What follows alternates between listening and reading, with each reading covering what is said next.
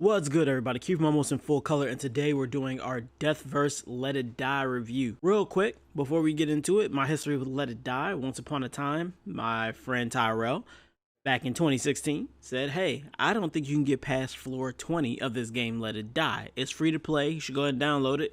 And if you can get past floor 20 within a month, I'll give you $30." And I was like, what? No game has ever defeated me.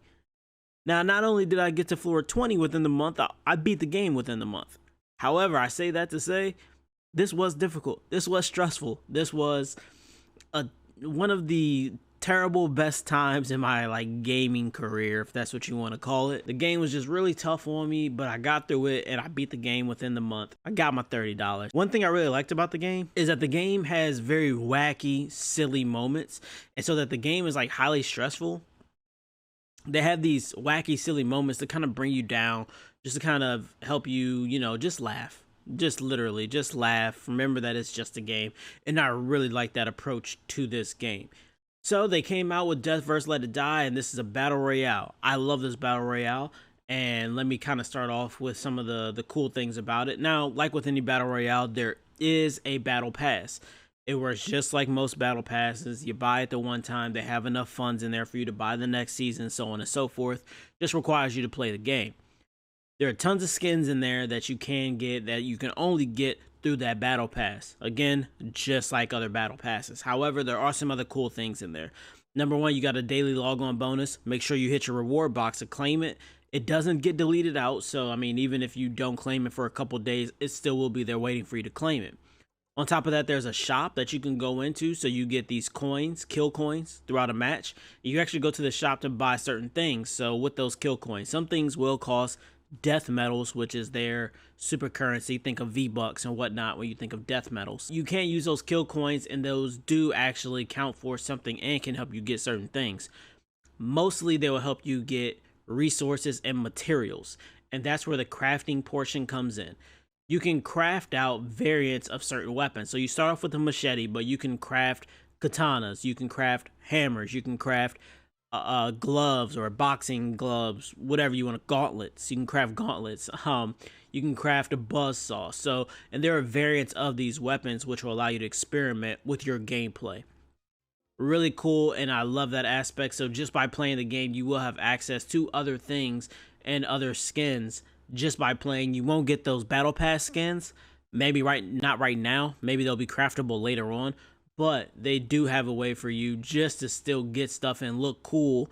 Because that's what this game is all about. Looking stylish. That's the basis of this battle royale, is that you're actually on a TV show. And that TV show is just meant for, to bring on contestants who are killing each other at the flashiest level. So going into the game mode itself, we have, battle royale, you have exhibition matches, and you have rank matches. For anyone just coming into this, I definitely say do the exhibition match.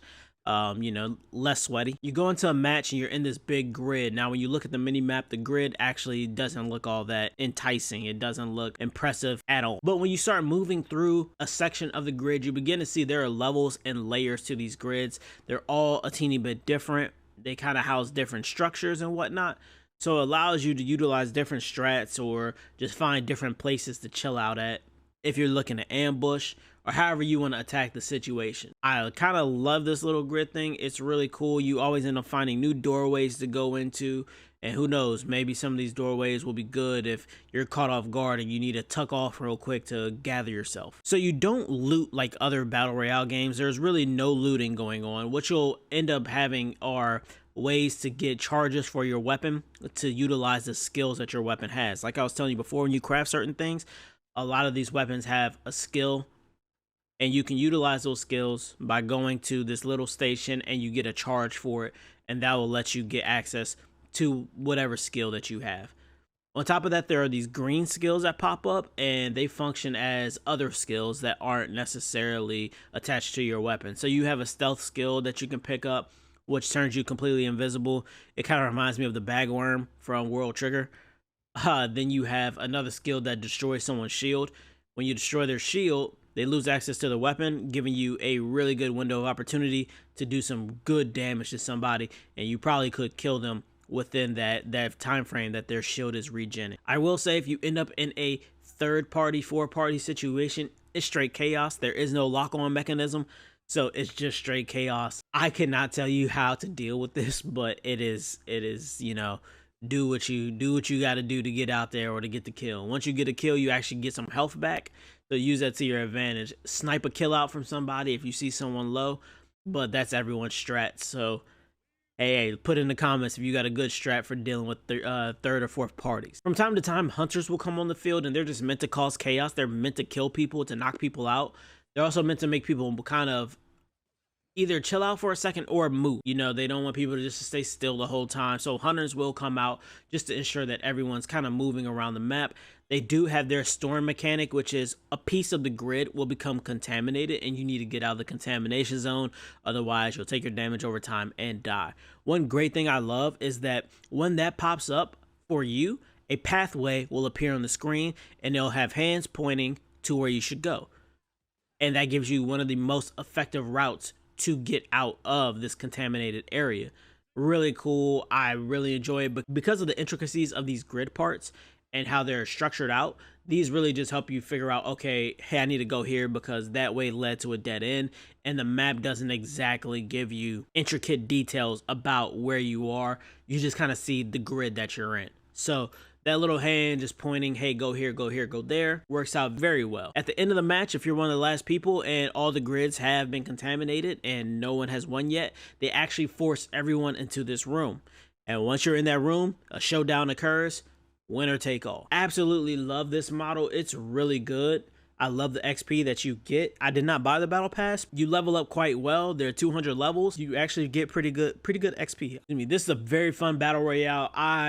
This is bringing me back to when I was playing Let It Die, just without the stress level that existed with Let It Die. For me, this is like the best of both worlds of getting that Let It Die gameplay, but also I'm not just worried that when I die, I go back to the bottom floor. So I really enjoy this battle royale. I highly encourage anyone to check it out if you're on PS5, PS4. I'm really hoping that they put out a duos mode. Currently, it's just, you know, by yourself, but hopefully they put out a duo or maybe, you know, even a quad. That may be cool. There are only 16 people in there, so I don't know how that would work out per se. But duos, I think, would work out fantastically in this. With that being said, peace. Be easy, be blessed. And when I say wacky, this is what I mean.